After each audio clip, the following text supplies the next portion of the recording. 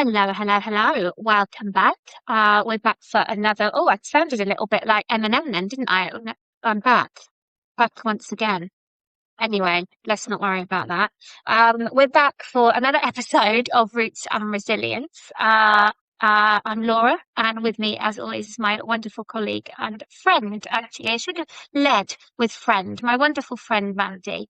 And it is the R&R Exchange today. We've got some brilliant questions posed by our listeners. So thank you for everybody that sends us questions.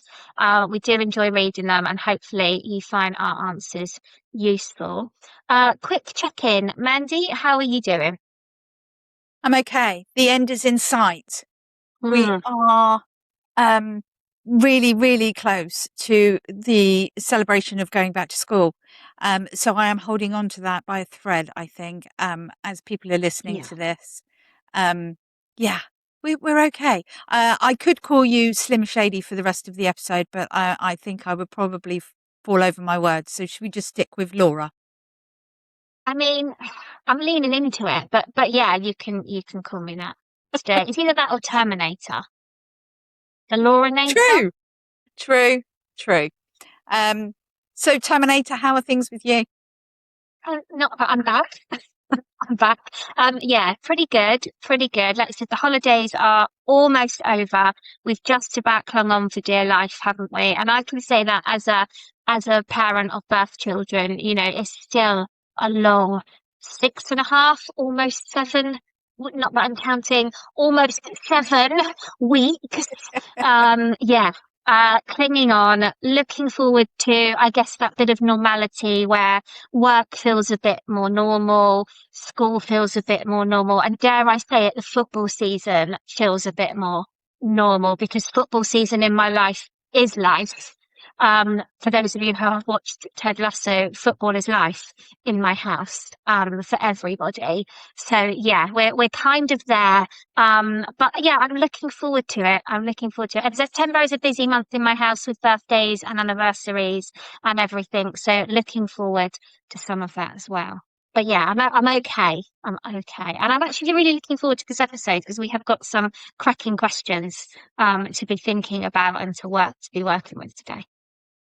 Like you've already said, thank you to those listeners that do send their questions in. We do really, really enjoy hearing any feedback from you. So don't be shy. Please do get in contact with us, richresilience@outlook.com, or you can contact us through our Facebook page. And I've been busy squirreling away on our YouTube channel as well. So we've got full episodes on that. And we've also got some shorter little clips as well. So if there's something that you wanted to highlight to a family member where you're looking for a bit more support and you think that we've raised a good point, then yeah, check out our YouTube channel as well. We're trying to cover all our bases, I think. Yeah, we are definitely, definitely. We're out there. We're out there. We're trying our Shall best. we start with our first question? Let's go for it. Okay. Four questions today. Let's start with number one. Our first question is from Bob in Berkshire. So in my neck of the woods, good to see you, Bob. His question is, what should I do when rewards and consequences don't seem to work? What a great question. What a great question. Consequences is a big hot topic in the Mm, old therapeutic parenting arena, isn't it, very. Laura? Very, very, because we talk about natural consequences, we talk about logical consequences, we talk about the positive consequences of children's actions and choices and behaviour to help boost their self-esteem, their self-confidence, have that Mm. shift in that internal working model. Um, and I guess the other thing that we try and think about as well is um, consequences not being punitive because they do still have to be therapeutic. I think there is, and again, we've talked about this before, this whole myth about therapeutic parenting being very permissive and allowing children to get away with certain behaviours. Whereas we will all know that behaviour is a form of communication, there's an unmet need. But for those from the outside who maybe don't get it so much, are not recognising what that's like and the style of parenting that's then offered. So thinking about what we have been therapeutic, when we've been natural, when we've been logical, when we have thought about the rewards that children get. And I'm not talking about a chocolate bar or a trip out or, something new for their bedroom. We're talking about the healing rewards that come there. But it must be so frustrating. And I've seen this myself so many times when you're doing all of that bit and yet it doesn't feel like you're getting anywhere. It doesn't seem to work. And so all of the knowledge and all of the science and all of the understanding that you have is there being played out, and yet the result is not visible and not working for you. So, Bob, thank you for your question. I'm sure there's lots of people that have experienced this as well. Mandy, what were you thinking when you first read this question? What came to mind for you? Think the word reward to me, I Mm, automatically in my head get a picture of some kind of tick chart, sticker sure. chart, Yeah. rewards kind of system. And for me and my children, that doesn't really work. They Mm-hmm. can work on a short term basis, um, but it over a longer period of time, my children just can't sustain that Mm, level. They know that they're going to get it wrong. So they kind of then start to sabotage it. And then you've lost the whole driving force of a reward as such. yeah. Yeah. Excuse me. What I tend to do for a reward is things like if they, I don't know, tidy up their toys quicker, then they can have 5 minutes more TV time because that's a Sure. natural reward. Yeah. Yeah. Um, and the same with consequences, really. We sometimes think consequences are automatically going to have this real negative impact, and that they have to be um, to teach the children a lesson, if I can phrase it that way. But I Uh-huh. think sometimes we all face consequences. Do I have an extra chocolate biscuit? Well, that means I need to walk for an extra 5 minutes. Yeah. That is how we make those risk assessments in day-to-day life, isn't it? Uh-huh. Uh-huh. Um, if you're putting a consequence in place, then it probably isn't a natural or a logical consequence, is my Yeah. immediate thought. Yeah. So to me, a natural consequence is something like, I don't know, your teenager has a massive meltdown and they throw their phone across the room and the phone smashes. The Natural natural consequence. consequence is they haven't got their phone anymore. Yeah. I don't think we should then be punitive and tell them that they can't have another phone until they've saved up money and they can afford to buy a new phone, but maybe offer them a brick phone until that phone Yeah. can be repaired, or Sure. come to an agreement or an arrangement on how you're going to replace that phone. Maybe they need Yeah. to, I don't know, clean the cars one weekend, and they can earn some money to go towards repairing that phone Uh-huh. or something like Uh-huh. that.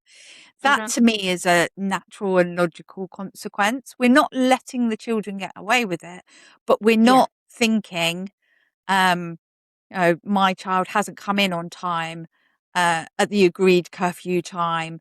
They're breaking all, so I'm going to take their phone away from them. That's Yeah. not a natural, logical consequence. I agree. I agree. And I think for me, if you've got a child and let's run with your example, if you've got a child who's that dysregulated that they've launched their phone, which let's be honest, is quite often an extension of their hand, Hmm. Hmm. linking into the session we did recently about the use of tech, is if they're that dysregulated to throw their phone bad enough that it breaks, is actually for me, while they're in that state of dysregulation, the natural consequence has to be pointed out. Now, one of my personal pet hates is people that state the obvious. I cannot stand it, Mandy. It drives me insane, like beyond insane. And yeah, I'm I'm really going to sorry tell about you what that. my reaction is then. Yes, you're on thin ice, Mandy. You're on thin ice. But it's one of my real pet peeves. And yeah, in this example of the child throwing the phone and it breaking, the natural consequence has to be pointed out. We have to state the obvious in order for their brain to go, oh, God, no, is that's just what's happened. And it's not about blaming and shaming a child, but we have to point out the consequences. If you break your phone, you no longer have a phone. So the line for me there with that natural consequence bit is, oh, that's a shame that your phone is broken. You're not going to be able to use it for a while. So there's not this, oh, look at what you've done. You've broke your phone. You can't use it anymore. You're going to have to wait for a new one. We point out the fact that it is a shame. Of course, it's a shame that you can't use that beautiful piece of technology that you love so much anymore. But we're not doing it to be blaming and shaming and making them feel bad. They Hmm. already feel bad because they're Yeah, dysregulated.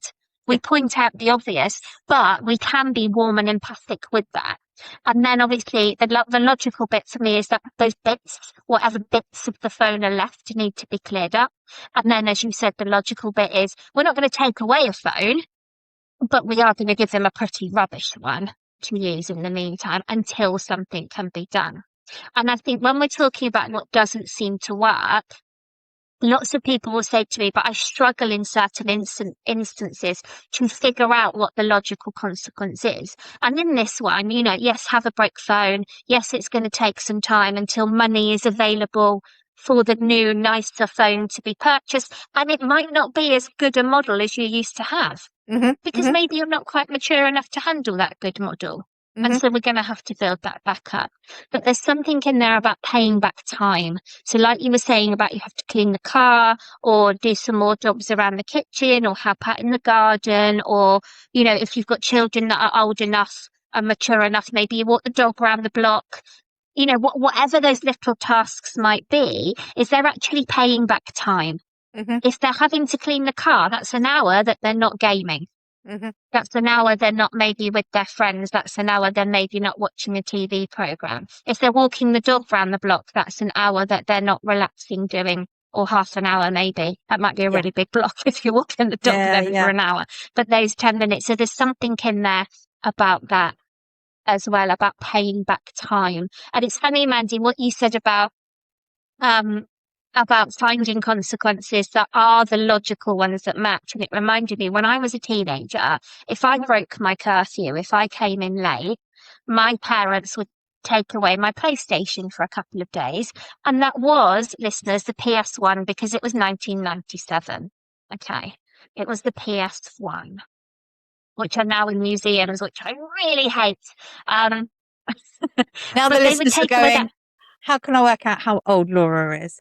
Yeah, good luck with that. That's never coming out. But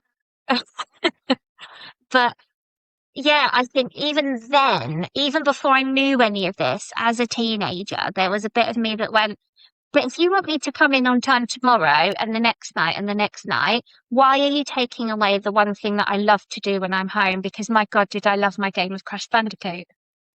Why would you take that? I know, right? Why would you take that away if you want me to be in on time? The logical thing to do was say, well, you came in 15 minutes late today, so you owe me 15 minutes tomorrow. So you've got to come in at 1:45 and not on the hour. You know, that's how you pay back your time. And I would have hated that. But had I built up more and more time, I probably would have reached a point where they said, well, you can't go out tonight because we can't trust you to come in on time. So not a grounding, but probably paying back a couple of hours over a couple of weeks, you know, because that would be the logical bit. But again, you know, 90s parents didn't get that. I think the difficulty with that is when you just have a child who just won't come in that 15 minutes earlier, or Mm, just mm, won't follow of those course. instructions, And I think or that's maybe what Bob is talking about is when you're doing these things, what doesn't work. Absolutely.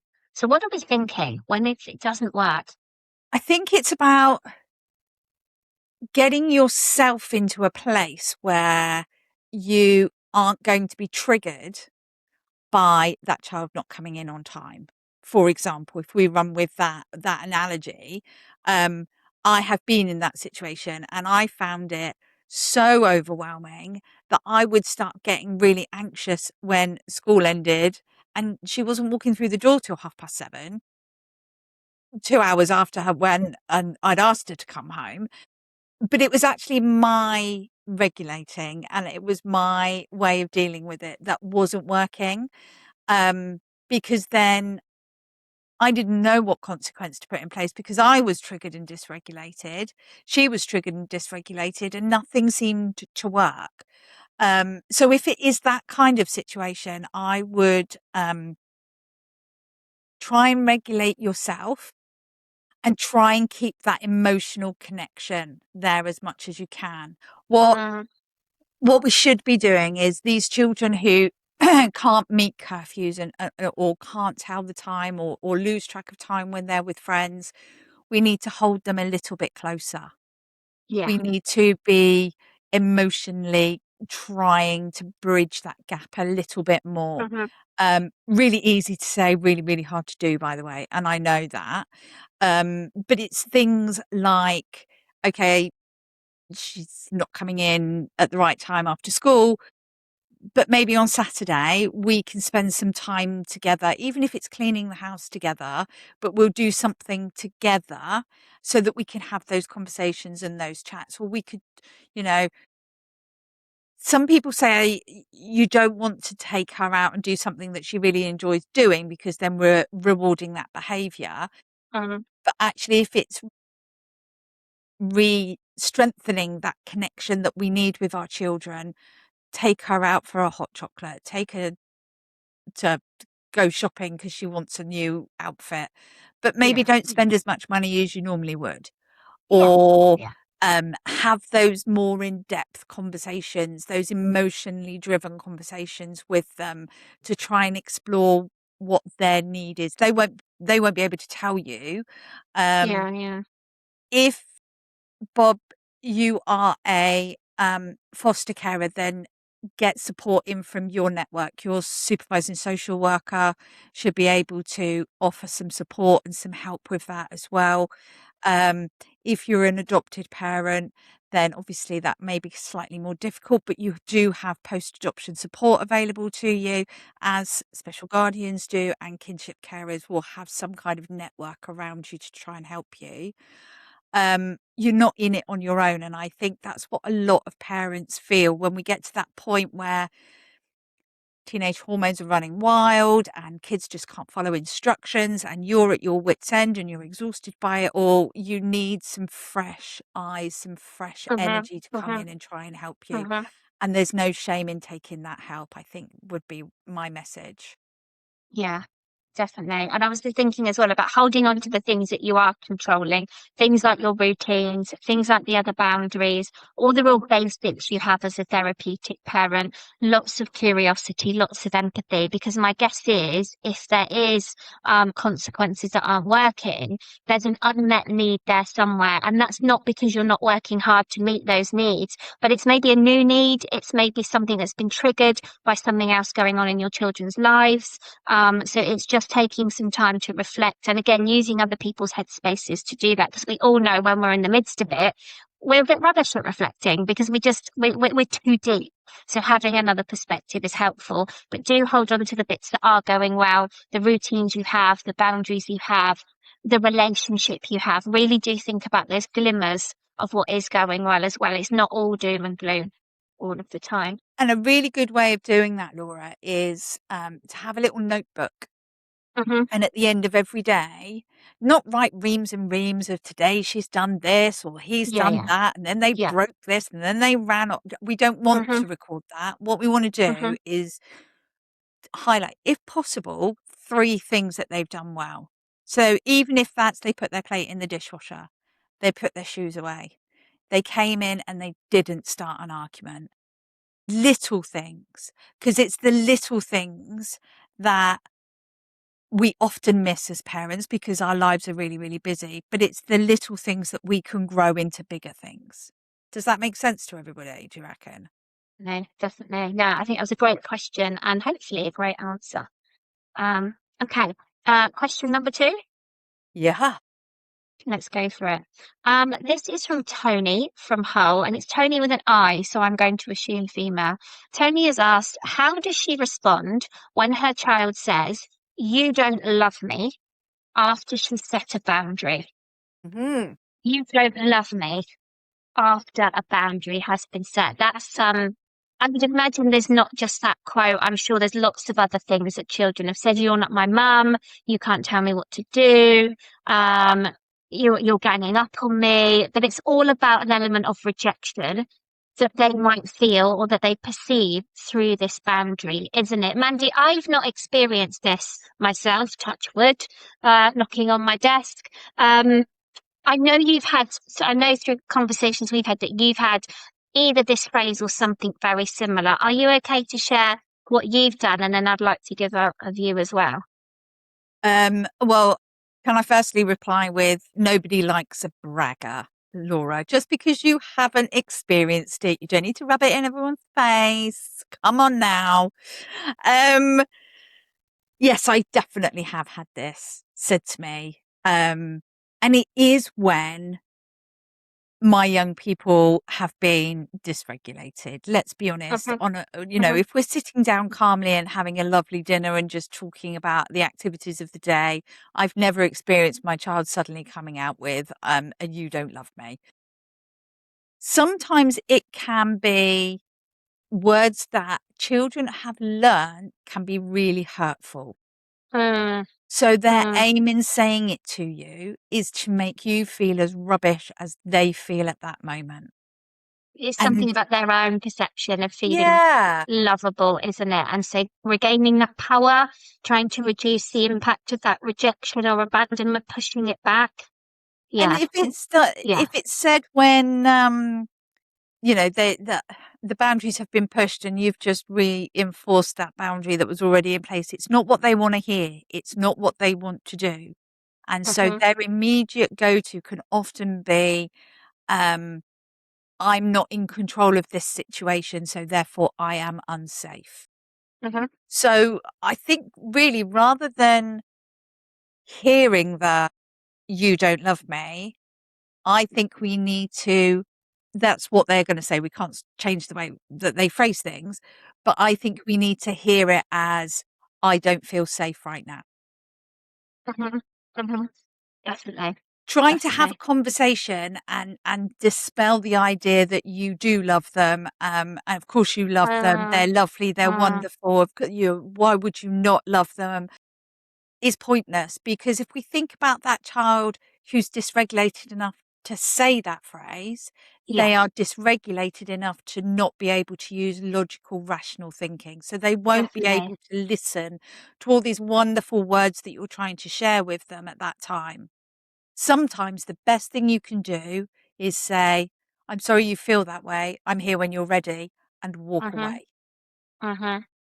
And it's not about disengaging from the child, is it? It's disengaging from the phrase that's being used and disengaging from a potential argument starting because it tends Yes. to tango. Yeah, And we don't want to be tangoing in this moment absolutely. because this is a child with a need, with a perception of fear, a concern, and anxiety, maybe some overwhelm. That's linked to that boundary. And do you know what? Sometimes it's probably not even linked to the boundary; it's linked to the relationship. The boundary is almost by the by, isn't it? But they're thinking this boundary is causing a damage to the relationship. It's probably tapping into their internal working model that already says, I'm unlovable, I'm unworthy, I don't get to have a good life, essentially. And they're thinking that this boundary is reinforcing that rather than pulling away from it and showing them they are worthy. You know, we have boundaries because we want to be safe and cared for and have a sense of belonging in a family. But because their brain has been so used to not having boundaries and not having a boundary was how their family maybe functioned, is it just feels the polar opposite of what we're doing. And then the easy line to play in Tony's instance is you don't love me. Yeah. And if we were to take a step right back and look through this situation from Tony's child's point of view, Uh-huh. um, it sounds to me as if it is a child who, like you said, has had very few boundaries put in place Uh, in their experience. uh, They have struggled with being nurtured and being kept safe by uh-huh, previous uh-huh, experiences. So they've had to become really, really self reliant. And so they've got an idea of how they think things are going to go. They've got an idea of what they're going to do, and they've got an idea of how they're going to keep themselves safe. we as parents will have a different point of view most of the time, let's be honest, because we've got different life experiences that we're bringing to this situation. Hmm. So when you tell a child who is desperately trying to control situations to keep themselves safe, and you're going, well, no, actually, that's not what we're going to do here, they are going to automatically be triggered. They're going to feel really, really out of control. They're going to feel really, really unsafe, and they are going to be really fearful. So I would always suggest, like you've said, it takes two to argue. You can't argue with someone who's not going to argue back with you. You just Exactly. turn into a bit of a ranter. Um, Yeah. have a couple of phrases that aren't going to escalate the emotions of the situation. Like, I can see that's really hard. Um, don't say, of course, I love you, and then walk off. That's sending the wrong message. But doing that whole, I'm here when you're ready. I can see that you're really struggling right now, but I'm here when you're ready. Um, let me know when we can talk this through. Anything like that that you can just Mm, give to them really calmly. And then if you need to physically remove yourself, go yeah. and, I don't know, make yourself a cup of tea, or suddenly need to clean the kitchen sides, or sort washing out, or do something. Yeah. And then that just gives you a little bit of space, gives them time to calm down. Go back and check on them in 5 minutes. I've just made myself a cup of tea. Do you want a hot drink? Or your program, well, they don't do that nowadays. Your program's about to start. How old am I? Um, it, ha- get yourself an in is what I'm saying. So you can then Yeah. go in, be really casual, check on them, and then you can reconnect and build it Yeah. back up from there. Be the olive branch always. Yeah. Excellent. Thank you, Tony. I hope that has answered your question. Our third question today is from Rachel from London. And she asks, how do I support a child who struggles with shame after making mistakes? Oh, shame is just the biggest topic, isn't it, when it comes to children with trauma? Our colleague, Mandie, Sarah Dillon, our poet, she talks about children with trauma living in a pit of shame, and it's our job to get into that pit and build up how they climb out. And it takes time, and sometimes that building falls down a little bit, and we have to go back in and do even more solid work to be able to do so. But yeah, making mistakes is probably one of those things that knocks down some of that work, and it is our job to sort of reconstruct, isn't it? If Yeah. we use that as a bit of an analogy, really. And shame isn't necessarily about how you react Mm, to your child. mm, A lot of the time, the children self shame.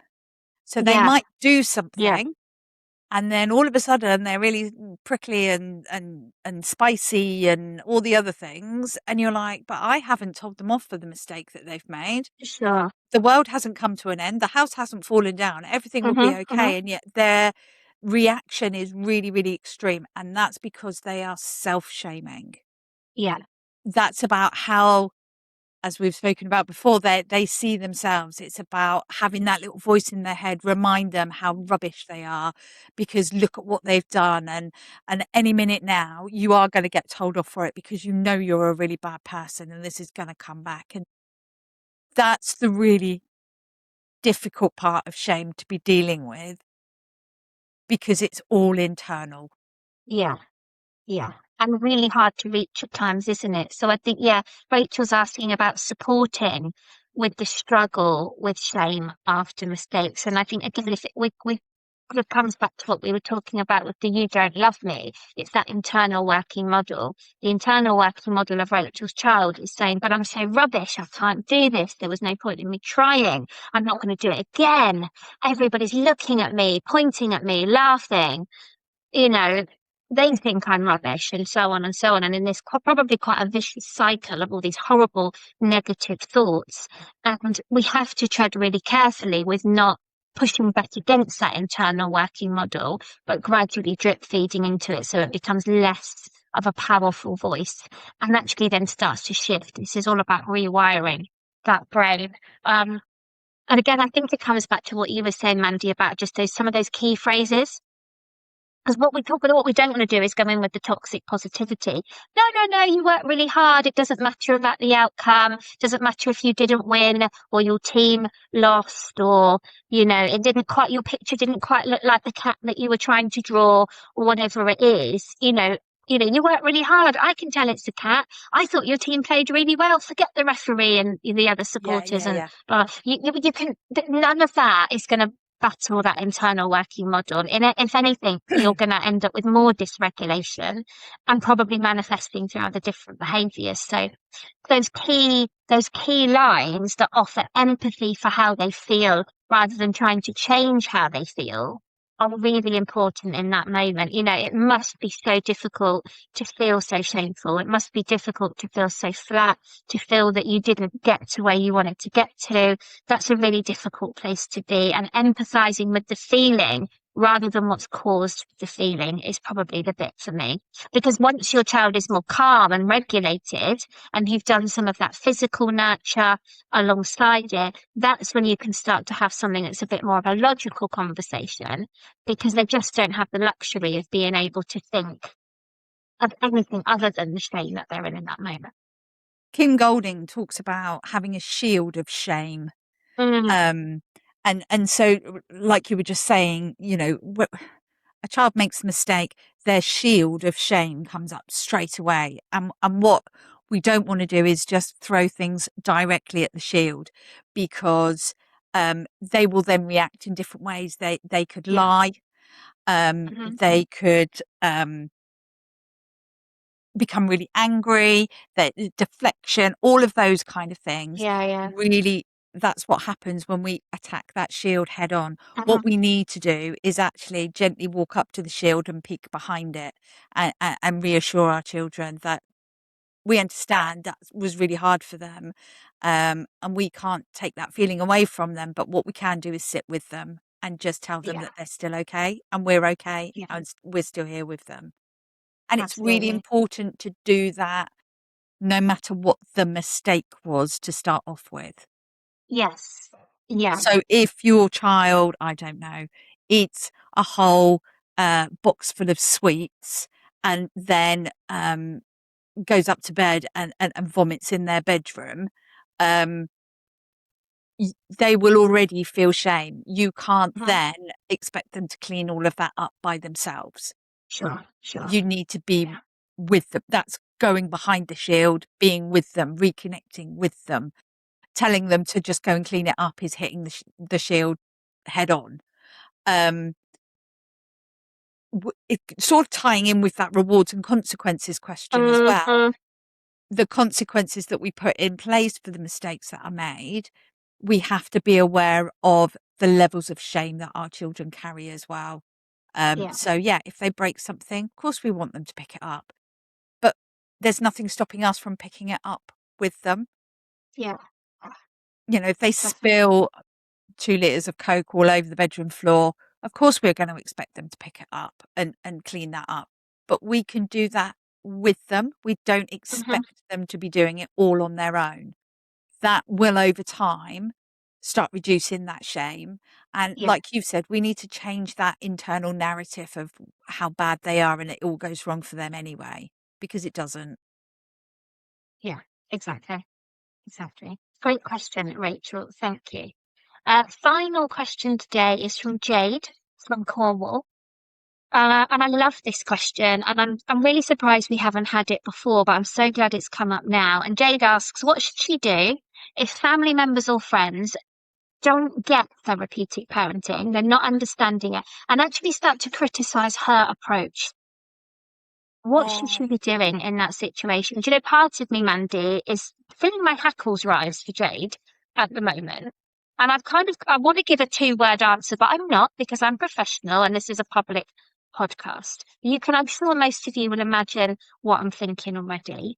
Um, so let's be politically correct and strategic. I think firstly, Jade, thank you again for your question. It is a great question, and I'm sure lots of people will have been in this situation.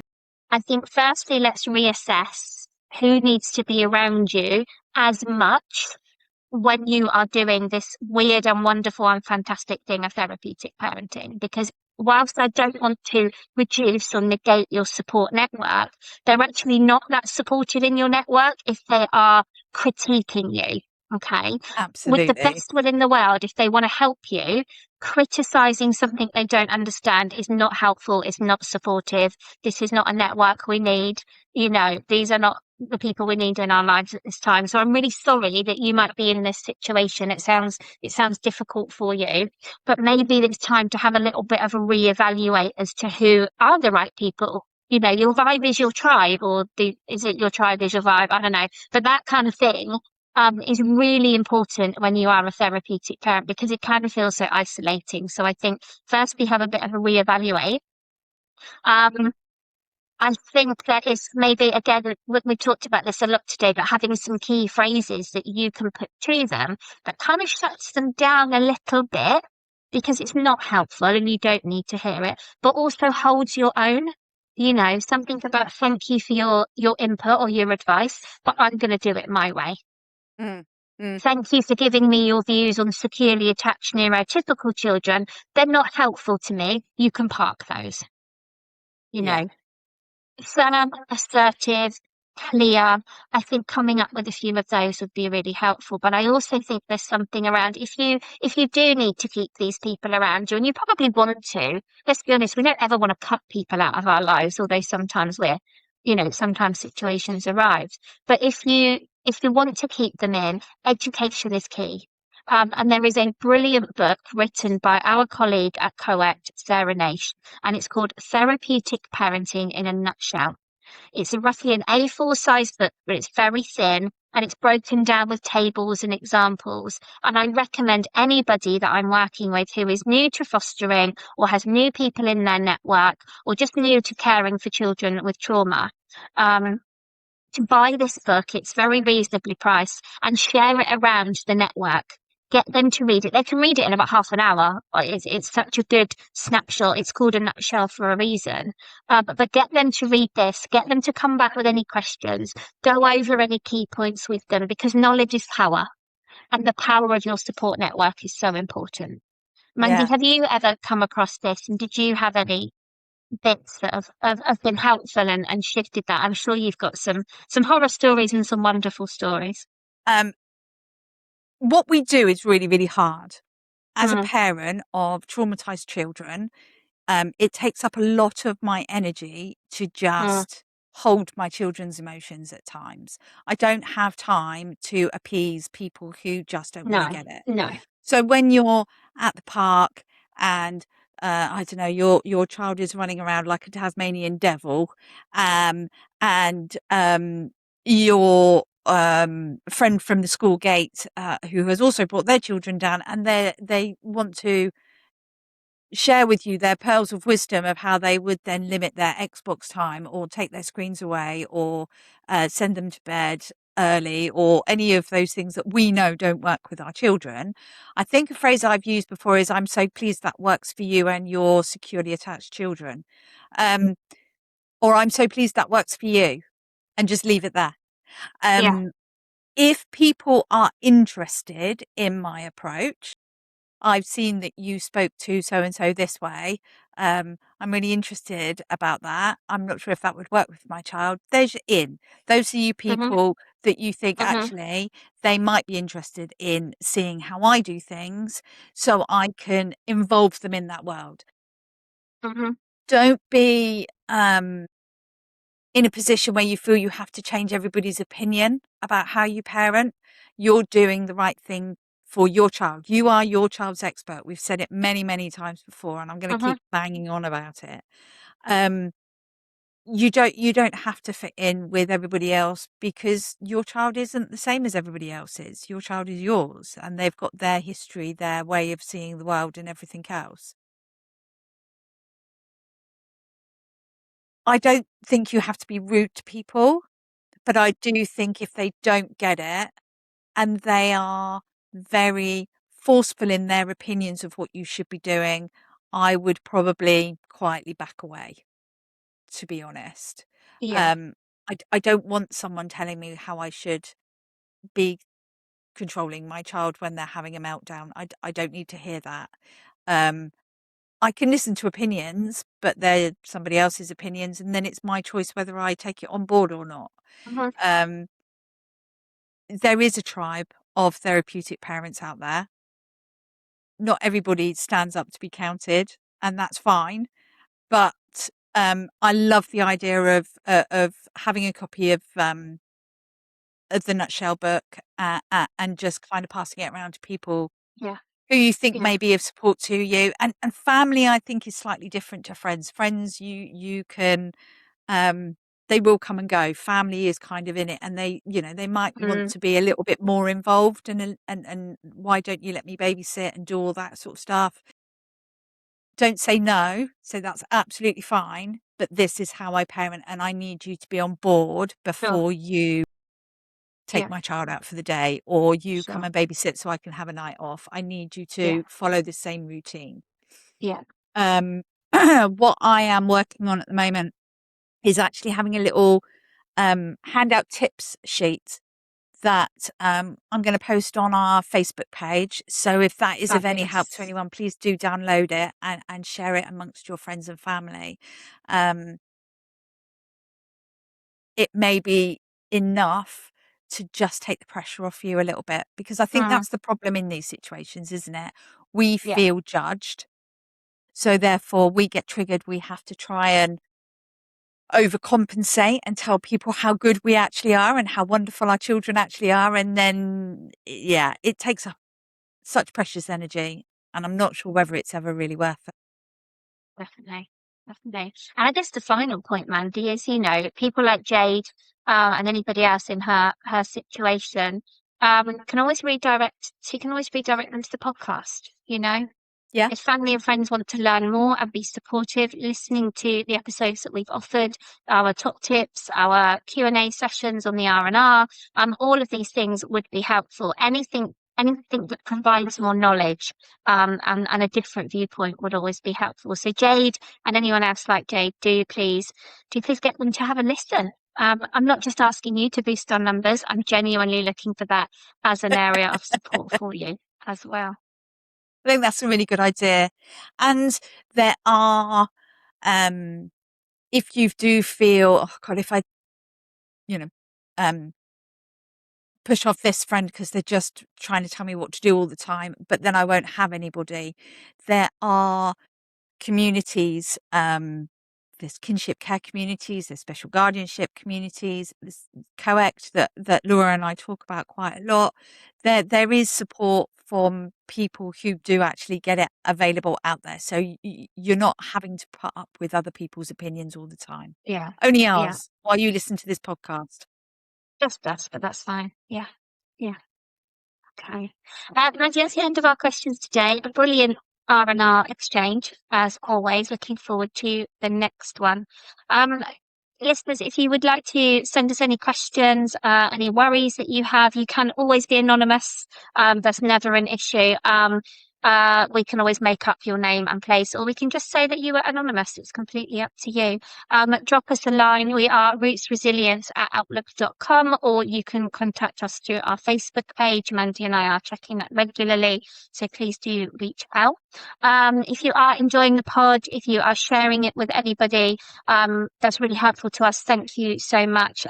If you could like, follow, subscribe, it takes you 2 seconds, doesn't cost you anything, but it does help more and more people become aware of us, so that we can help more and more people, which of course is what we're here to do. You can find us on Spotify, Amazon Music, Apple Music, and now YouTube as well. So please do check us out if you'd like to watch rather than listen, or listen rather than watch. You've got loads of opportunities. If you can tell, it's the end of the holidays and I've lost all ability to communicate properly. Lots of opportunities to be able to engage with us, really. Um, Mandy, any thoughts before we finish today? I was going to ask you what Mm. your takeaway from today is. And I know it's a bit different because we've been doing the whole Hmm. questions and answers thing, but something stood out for you that you're like, oh, I wasn't expecting that. Interesting, interesting. I think I think maybe it's just a reflection for me on when you do this kind of thing all the time. You and I eat, sleep, repeat, therapeutic parenting, trauma informed practice, and all of that jazz. We know our attachment, we know our trauma, our ACEs, our child development, and so on and so on. And I think maybe naively, I think that more people, the deeper understanding of that than in reality. Mhm. I think we are very much a very small minority, as comes out in the questions that we have, particularly the last one from Jade about family and friends. And I think I probably shouldn't be surprised, but I am about how many people don't get it, Mhm. and about how we can support people to understand. So I think that's kind of what I'm thinking about a bit more today. Yeah. It is a shame that people are trying to do the right thing and they're obviously looking into it. Jade's found our podcast. She's taken the time to email us with her question, which we really appreciate. But there's so many others that are just unaware. Um, Maybe we just need to take over world domination like Pinky in the Brain. I'm not quite sure. Um, I love that idea. Count me in. Maybe we'll recover from the summer holidays first and then take over the world. That's probably Um, fair. I need a chocolate bar before then. yeah. Um, I think it's about as well that the idea of consequences has really hit me today. Mm, mm, And I think sometimes the word consequences is really closely connected to fulfilling a need that we have as parents of our child yeah. following our word. Um, Mm, and the reality is that's not going to happen very often. no, no. Um, so coming up with a way where we're comfortable with letting some of things not slide, but have a natural ending to them. Yeah, Um, yeah. but yeah, anybody that is struggling, my heart is going out to you. It has been a very long, a very hot summer. Mm-hmm. We are all running out of energy, I think, now. Um, you are not on your own. We are here. There are, as I've already mentioned, lots and lots of other places that are able to support you as well. Um, so yeah, if you need any help, if you need a bit of signposting, then please do just reach out and ask any questions that you have. We're here to help you. No shame in this space. Absolutely none. Absolutely none. Mandy, shall we get going? I think I need that chocolate bar that you've just been talking about. It's on the tip of my tongue. Absolutely. Okie dokie. Thanks everyone for listening. We will see you soon. Take care. Bye bye. Cheers. Bye.